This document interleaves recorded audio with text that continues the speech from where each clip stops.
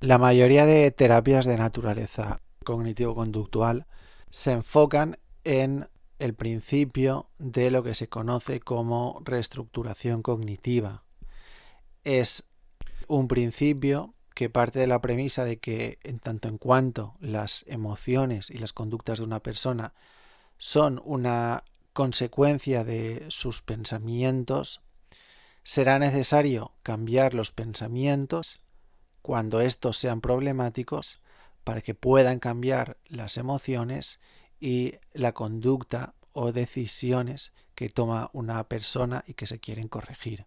Es decir, se basa en el objetivo de ser capaces de pensar de un modo distinto para que deje de tener ansiedad, culpa u otras emociones negativas y sobre todo también para que consiga tomar unas decisiones más positivas. Es evidente que aprender a pensar de una forma más lógica, más realista y más racional nos lleva a sentirnos mejor y a dejar de sufrir o al menos a no sufrir tanto. El problema es que en el caso del TOC los pensamientos intrusivos aparecen de forma automática. No son pensamientos que la persona genera conscientemente, sino que son pensamientos que emergen a la conciencia en contra de la voluntad de la persona. Y muchas veces, cuando alguien se propone superar el TOC, es como si todos los esfuerzos que hiciese esa persona para evitar tener esos pensamientos intrusivos resultasen en vano o incluso peor, que esos pensamientos fuesen cada vez más frecuentes y más angustiantes y generadores de sufrimiento. Entonces la reestructuración cognitiva es muy eficaz para cambiar las interpretaciones que uno hace de sus pensamientos intrusivos, pero no tanto para evitar la aparición de los mismos, al menos en una fase inicial del tratamiento. Por eso, la capacidad de éxito de terapias basadas en la reestructuración cognitiva, al menos en el caso del TOC, no siempre es tan elevada como se desea. Y ese, junto a otros factores que iré comentando en próximos vídeos, explica que haya tantas personas que sienten que no mejoran o que no estén consiguiendo curarse. Y frente a ese problema existen otros paradigmas. Uno es la terapia de aceptación y compromiso, que es aquella de la que quiero hablar en este vídeo. La terapia de aceptación y compromiso es un paradigma totalmente distinto, un paradigma que no persigue bloquear o cambiar los pensamientos intrusivos, sino cambiar la relación problemática que existe entre una persona y sus pensamientos intrusivos. Algo así como que la persona sea capaz de reaccionar de un modo distinto frente a la aparición de esos pensamientos. Y cuando esa relación problemática desaparece, también tienden a hacerlo los pensamientos intrusivos. Por tanto, este paradigma es algo que, llevado al ámbito de la psicoterapia, se aplica en la terapia de aceptación y compromiso, que es una terapia cognitivo-conductual de tercera generación muy útil para el TOC. Como hemos visto en vídeos anteriores, este concepto de no identificarse con los pensamientos recibe el nombre de defusión cognitiva, aunque en realidad la idea o el concepto detrás del término defusión cognitiva es algo que se conoce desde hace muchos siglos, puesto que es algo inherente o algo propio de la filosofía budista de trascendencia del ego y de los principios de la psicoterapia transpersonal. Entonces, hecha esta pequeña introducción, vamos ahora a ver qué es exactamente la terapia de aceptación y compromiso. Recuerda que este es simplemente un vídeo introductorio y que en posteriores vídeos explicaré ejercicios concretos. Pero antes de pasar a los ejercicios es muy importante que entiendas cuál es el objetivo de esta terapia y sus principios. El objetivo es fundamentalmente aumentar la flexibilidad psicológica de la persona y lograr eso que se conoce como difusión cognitiva. La flexibilidad psicológica es algo así como el proceso de adquirir un grado de comprensión mucho más amplio y mucho más exacto de la realidad mental. Es algo así como ser capaz de ver y de comprender nuevos puntos de vista acerca de la naturaleza de la mente y de los pensamientos que uno tiene. Se trata de algo así como de que la persona pueda reinterpretar todo lo que está sucediendo en su mente y que llegue a contactar con el momento presente de una forma plena y consciente, que viva mucho más anclado en el presente, en la realidad de su vida y no tanto en sus pensamientos. El objetivo que se persigue es llegar a un punto en el que uno sea capaz de interpretar la realidad tal como es en ese momento determinado y no como nuestros pensamientos y emociones nos dicen que es esa realidad. Pero por supuesto, eso implica también que uno sea capaz de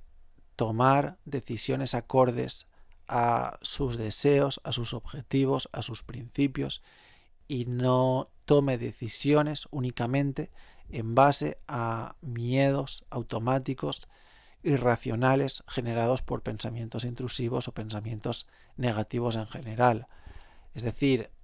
persigue también el objetivo de tomar decisiones que uno realmente sabe que son mejor para él o que uno realmente son las que quiere, en lugar de dejar que sean los pensamientos irracionales y los miedos, que sea la ansiedad en definitiva, quien tome las decisiones y determinen el comportamiento de esa persona. ¿Por qué tiene el nombre de terapia de aceptación y compromiso? Porque son términos que son sumamente importantes en esta terapia. La aceptación hace referencia a aceptar la realidad mental sin juzgarla, es decir, aceptar los pensamientos negativos o los pensamientos intrusivos, aceptar también los sentimientos sin reprimirlos, sin luchar contra ellos, pero al mismo tiempo aprendiendo a separarse de esa realidad mental, es decir, ser capaz de verla como observador y no como una realidad absoluta. Hace referencia también a aceptar el sufrimiento, a sentir lo que uno tenga que sentir, como por ejemplo ansiedad, pero hacerlo sin creerse ciegamente todas esas historias mentales negativas que a uno le cuentan o le dicen sus pensamientos intrusivos y que son los responsables de que aparezca esa ansiedad. Porque aceptar, cuando nos referimos a terapia de aceptación y compromiso, no significa quedarse de brazos cruzados y aceptar el TOC como si fuese un designio divino y sentirse víctima impotente de él, sino aceptar los pensamientos intrusivos y aceptar las emociones negativas propias del TOC y a partir de ahí comprometerse con el tratamiento como una vía para poder conseguir llegar a ese punto en el cual uno supere los pensamientos intrusivos y la ansiedad y las emociones negativas asociadas a esos pensamientos intrusivos. Y cuando usamos el término compromiso en terapia de aceptación y compromiso, nos referimos a que la persona, con la ayuda del psicólogo, debe clarificar o definir muy claramente cómo le gustaría que fuese su vida y comprometerse a seguir aquellas conductas, aquellos ejercicios que le hagan avanzar hacia ese objetivo. En el caso del TOC sería avanzar hacia una vida sin TOC a pesar de las resistencias internas que puedan aparecer a lo largo del tratamiento. Es decir, el compromiso en realidad es un compromiso de acción, de comportamiento, algo que es terapia aplicada a la práctica. Y en ese proceso la persona debe ser capaz también de evaluarse, de tomar conciencia de si efectivamente está siguiendo esos pasos, esas acciones, de si está siguiendo el tratamiento o si por el contrario se está desviando de ese camino marcado. Pero en esencia, este término es sumamente importante, puesto que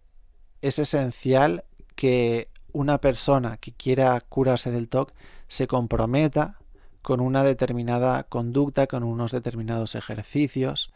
a pesar de las resistencias internas y de los autosabotajes que aparezcan